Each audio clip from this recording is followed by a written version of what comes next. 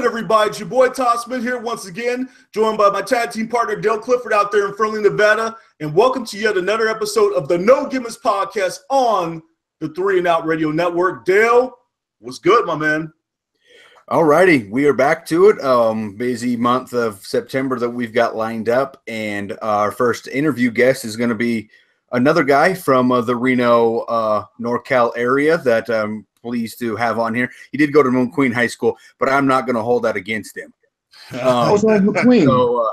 What's wrong with McQueen? Where'd you go? Churchill County, Fallon. So. Oh, geez. Okay, Green Wave. Hey, sorry. Just this is local stuff. I know it's all insider stuff right here, but I hate your guys' logo. It always looked like a big booger to me. I had to get it out. Well, I had to get it out. It's alfalfa blowing in the wind. I get it though, so we're good. Yes. Oh man. Yes, sir. Joining us this week is the Chocolate Papi Styker Ngongoseke. Styker, what's good, brother? How you living? Man, I'm living good, man. Like I said, it's Labor Day, so I'm just hanging out, trying to get my relaxation, and had a pretty long weekend, so trying to decompress here. Right on. So let's go ahead and dive right into this here. So, like ourselves, you've been trained by the Reno Wrestle Factory. So please explain to our viewers what inspired you to join the professional wrestling business and when your career began.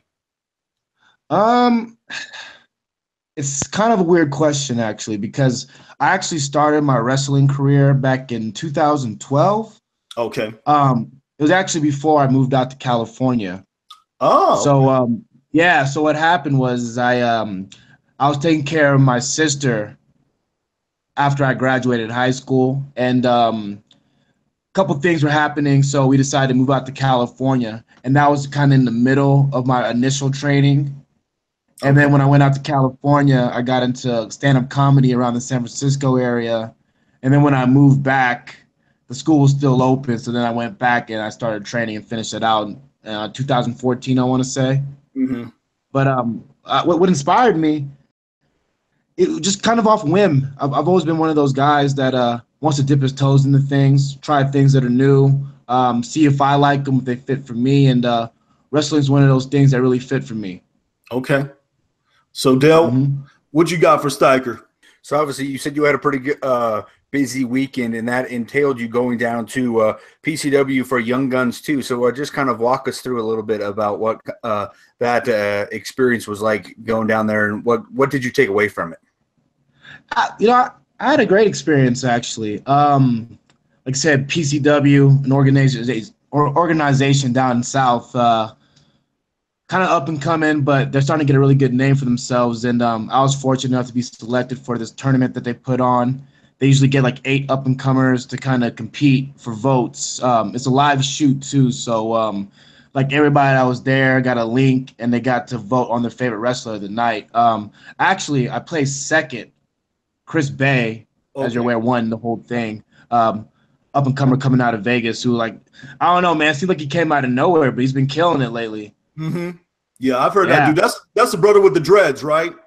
Yeah. Kind of looks like Lil Wayne, man. He's awesome. It was funny, like I saw him and I was like, oh, like, his matches are pretty cool. Don't really know too much about him, and then I met him and he's the coolest guy I've ever met. So, I'm really excited for his future, and I hope that we get a chance to actually do something later on.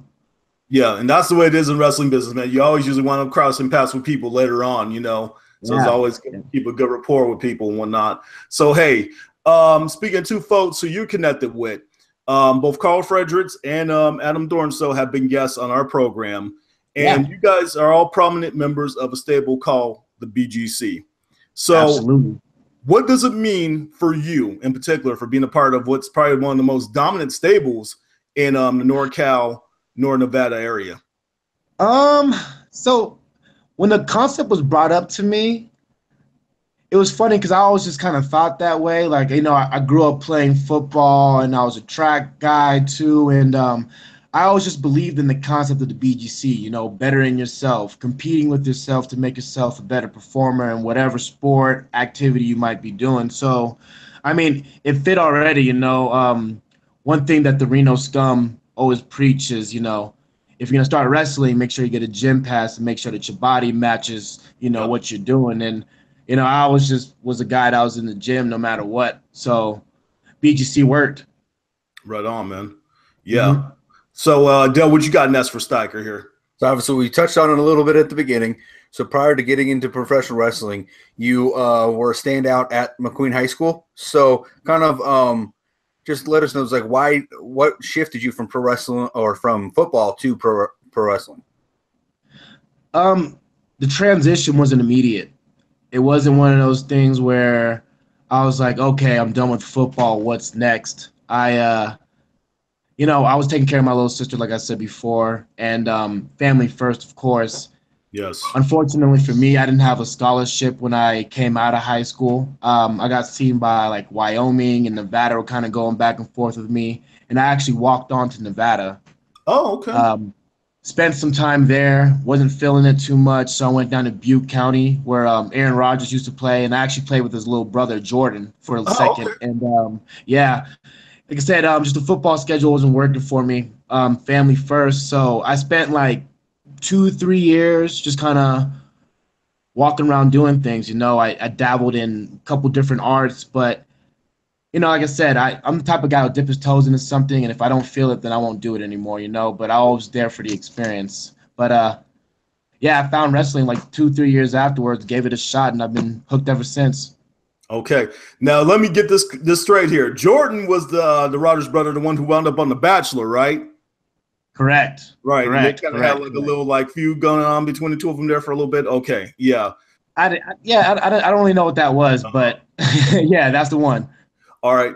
Hey, so next question here. You are a card-carrying member of the Raider Nation. Now, I am. Let me make this very clear to you, my friend.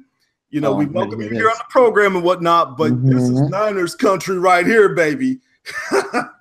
Listen, so one thing about you Niner fans, and I want everybody to hear this, because this has been my philosophy about you Niner fans for a long time. You guys never want to admit your past. You guys were never good in the early 2000s. Like after Jerry Rice and like you guys had Jeff Garcia for a little bit and Terrell Owens were kind of doing their things. But as soon as those two split up with that whole, you know, homophobic slur thing going on, you guys were terrible. I want you guys to remember this name, all right? I want you to repeat after me. Tim Rattay. Who else did you guys have? Sean Hill was his name? Yep, Sean Hill. Alex Smith, you guys try to make him the next David Carr forever. You guys tried your hardest to ruin that man's career. And I'm so happy that he left you guys. Hey, let me ask this question. How in the hell did you and Carl Fredericks get along so well? Because we had Carl on not too long ago, and like I said, he knows what's up. He's with me and Dale on the Niners side. So how does that work? Like the good thing about Carl is he understands when things aren't good. You know, he can look at things and say, you know, if that's not good, I know that's not good. So when I bring up the Alex Smiths and the Tim Rattays and the Steve Mariucci's of the world, he understands that wasn't good football, and he can accept that. When I was living in the Bay Area, it seems like every 49er fan had a Kaepernick jersey, and they're all like shaming me for being an Oakland Raider fan because you guys went to one Super Bowl in the last 15 years or something like that. Hey, I don't like the delusion. I don't like the delusion. Hey, enjoy your time right where you are right now, bro, because I'm telling you, we're building, man. Just give us some time. We're getting there. Like I said, it's going to take a little while for us to get back, but the defense is looking good. We're building. You sound like a Raider fan. You sound like a Raider fan now. Hey, that's what I was going through like the last 10 years. I get it.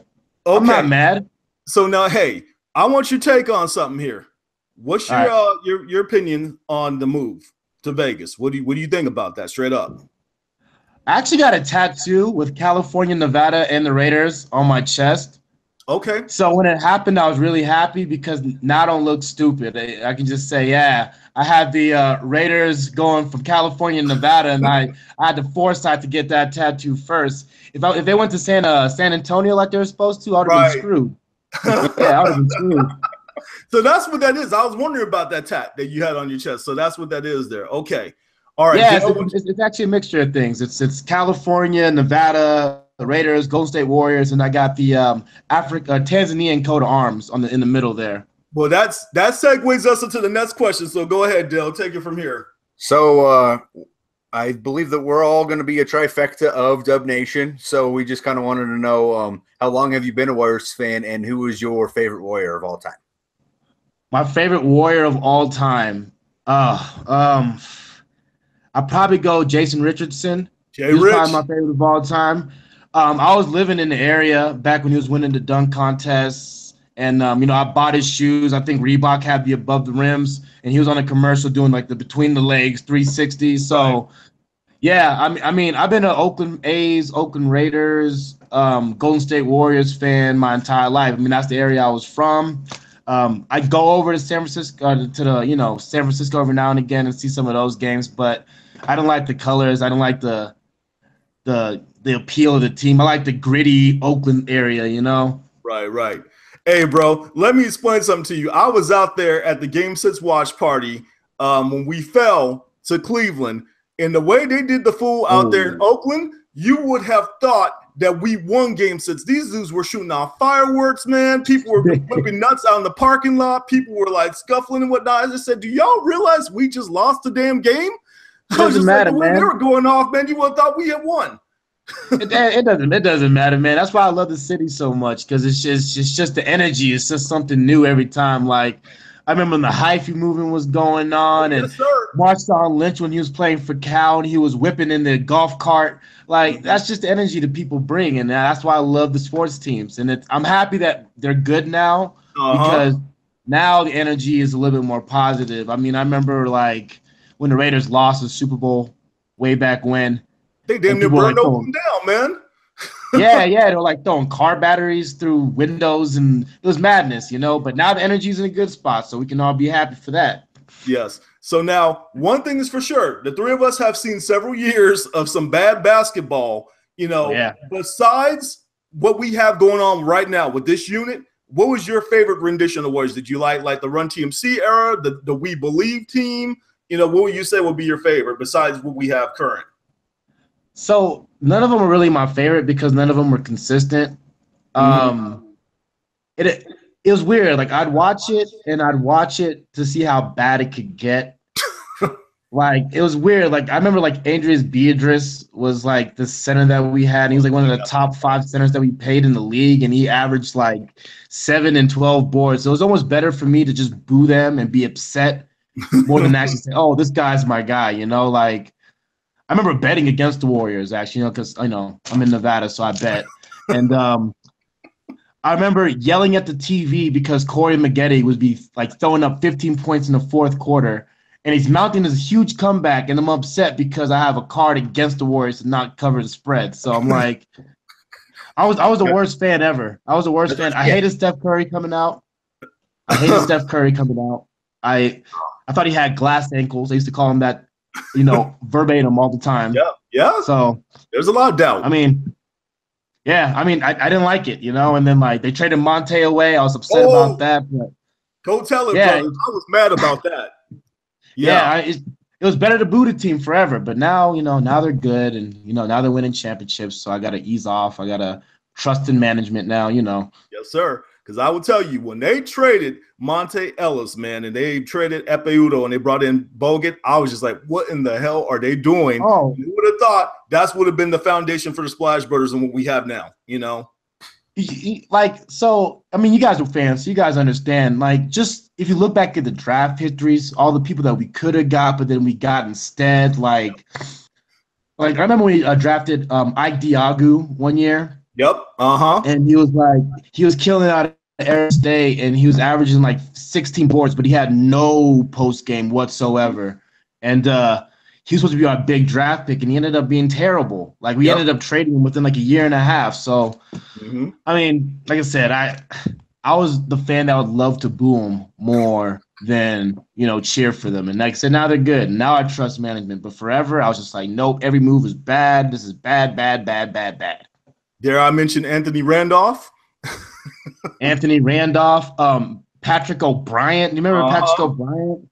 Like, we're supposed to. They did like some thing on like Bleacher Report, I want to say, where they're talking about missed opportunities for the Warriors, and we would have ended up having a team like Chris Webber, Kevin Garnett. I want to say like Vince Carter was on the list. Like, that should have been our team moving forward. but we picked guys like, the Patrick O'Briens, the Ike Diagus, the Anthony Randolphs, or we traded C-Web, just I don't know. I never got it. Never got it. Yeah, not to mention the star that was looming under our eyes when we had Gilbert Arenas, not even really as a true, starter when he was with us. Well, the thing about Gilbert, and I remember we drafted him like second round, I want to say.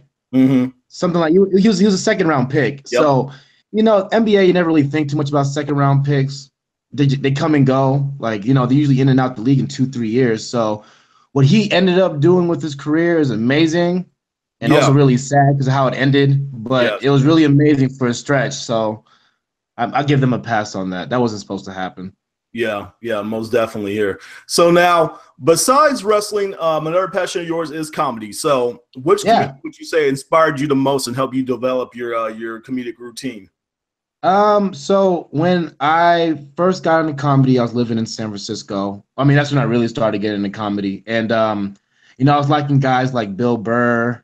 I actually went backwards and watched a lot of like guys like Patrice O'Neal and Richard Pryors and Carlins, Eddie Murphy. I used to love Eddie Murphy, Delirious and Roz before, like when I was really little, but I'd have to sneak in and watch him because he cursed so much on him. But just those guys. And then, eventually turn into like podcasts. And I just like to listen to people talk about things. And if you can be funny with it and engaging, I like it even more. Right on, man. Dale, what you got next for Styker? So let's go ahead a little bit into your name, Styker Ngongoseke. Is like, what's the origin? So Tanzanian. My mother and my father both come from Tanzania. Okay. Styker is actually my grandfather's name. My mother thought I was going to be a girl forever. And when I came out as a boy, her father had died a couple months prior to me being born. So she just chose the name Styker, and I just carried that legacy on. Okay. Yeah, that's good stuff, man. So now, question about something that's coming up for you here within about the next year. We were curious.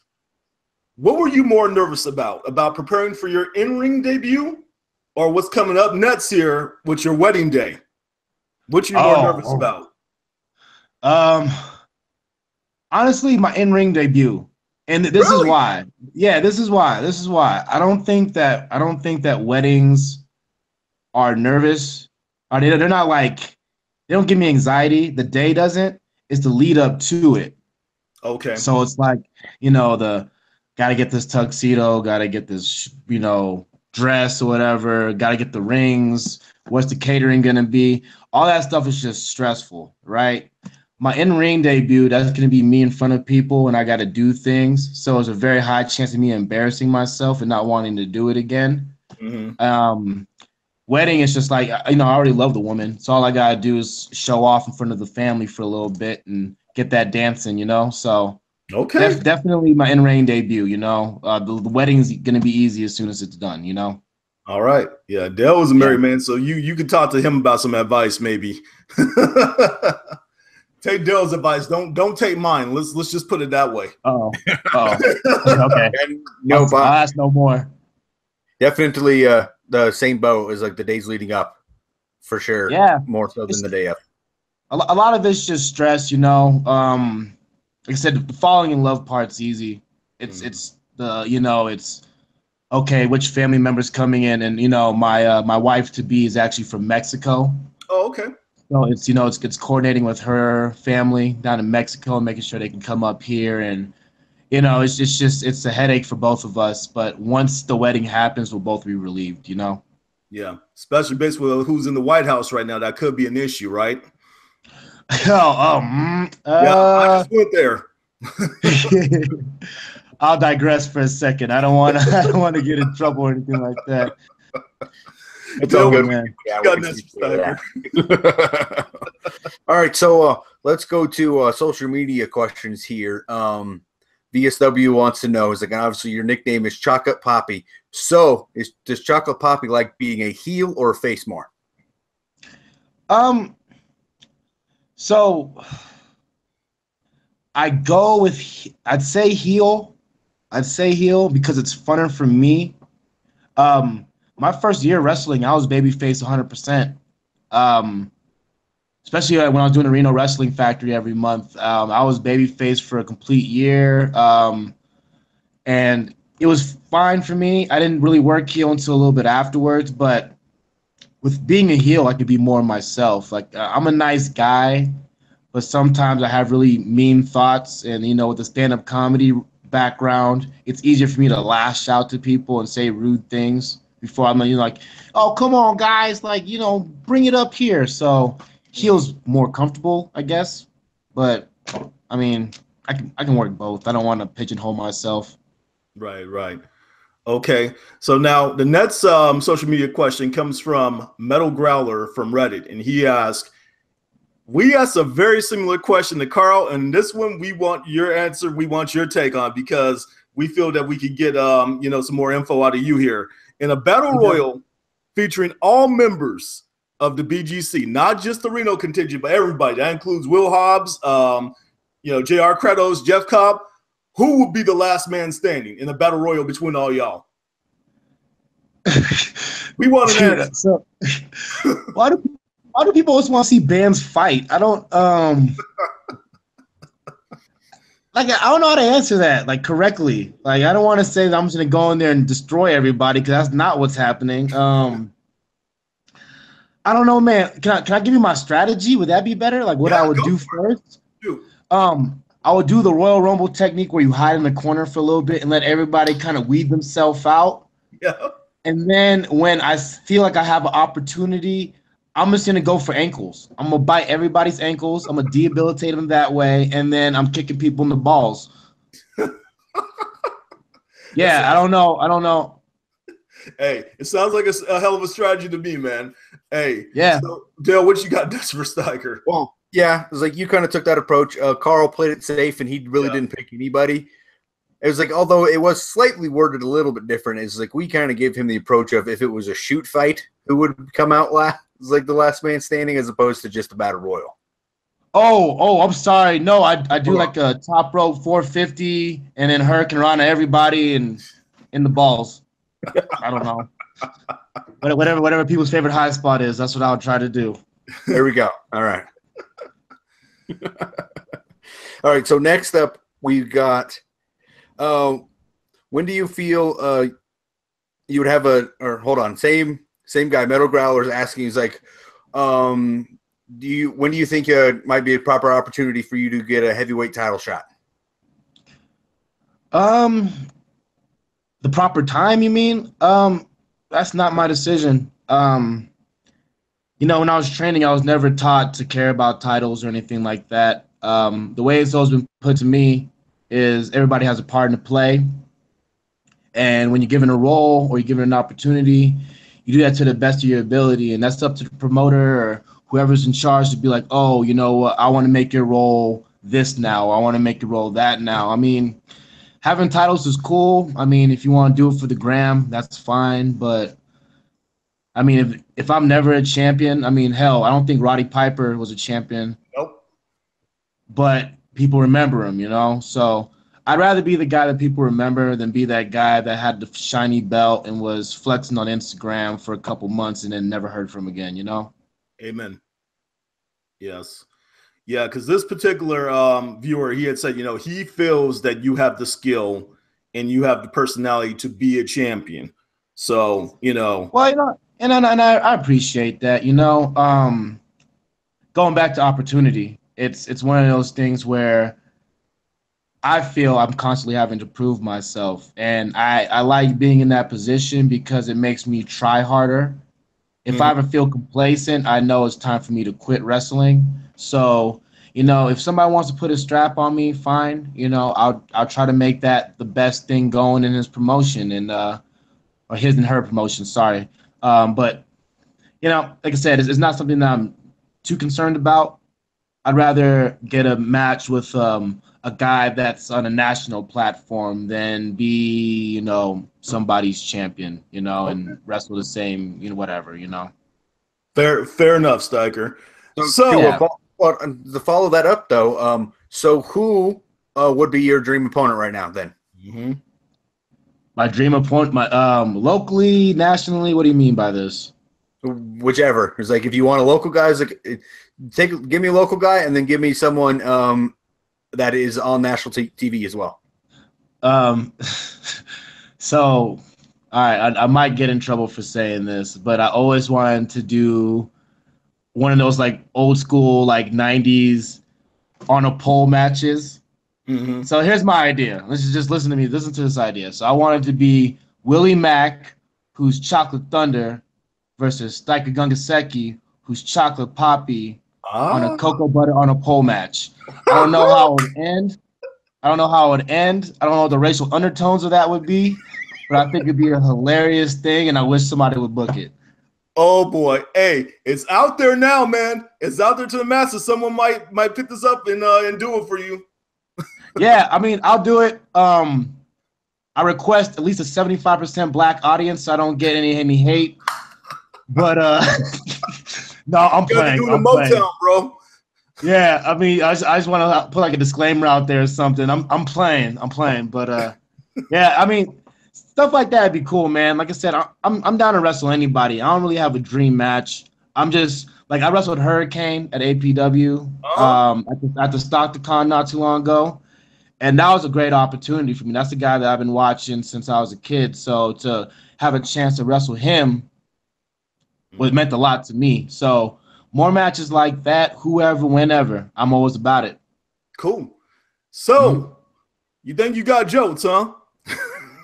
Oh, hey, okay, here it comes. We about to put you on the spot, brother. So tell us what you feel is the funniest joke that you have in your arsenal. Keep in mind this is a PG-13 show. So go, you on the spot. All right. I knew you guys were going to ask me this question. I was trying to dig into the bank. All right. Got to clear my throat up for this. All right. So growing up, I always wanted to have a kid with every single race in the world. Mm-hmm. And this is really bad. This is actually a terrible joke. Growing up, I always wanted to have a kid with every race in the world, and I wanted to put them all into my backyard and hold the Hunger Games. Not because I don't love all the kids, because I can only afford one. And I want the best option. Oh, I know it's terrible. Come on, man. You can bring it better than that, Styker. Come on. It only gets dirtier, man, and I haven't done it in 4 years. I'm not. You said PG, so I was like, okay, let me find the one I can clean up the most. I mean, unless you want to hear a dick joke, but I don't know what time it is. Go for it. Go for it. No, I'm gonna decline. I want to put on the spot right now. All right. You wouldn't take the bait. That's cool. Dale, go ahead and help us wrap this on up, bro. All right. So, Styker, we appreciate you coming on the show. And at this time, we are going to give the floor to you to let us know any upcoming shows you've got going on and other projects that you might be working on. There's a couple promotions I'm working for right now that I have the honor of working for. Of course, APW is like my home promotion, and I do most of my work with those guys. We got a show coming up in Daly City. I know the Cow Palace is coming up, and I haven't been officially booked for the Cow Palace, but I'm hoping that I'm a part of that. FSW has opened the doors up for me. That's down in Las Vegas, so I've been working with those guys as well. No big projects that I can bring up at the moment. I don't want to spill too many beans at the moment, but I got exciting things coming up, especially in September. So, guys, just stay tuned. Hopefully I can figure out social media and get better at posting what I do there. And like I said, stay tuned. September is a really big month for me. Okay, which leads us into our next question, or our next portion of the show. So please let our viewers know how they can stay in touch with you on social media. So social media. So for Instagram, I post a couple videos there every now and again. That's going to be Chocolate Papi with the I_BGC. For Twitter, it's Choco Papi, Choco, CHOLO, Papi, _BGC. And of course, Facebook. I'm pretty open to accepting people on Facebook, unless you're one of those fake models that have been hitting me up. Oh, constantly.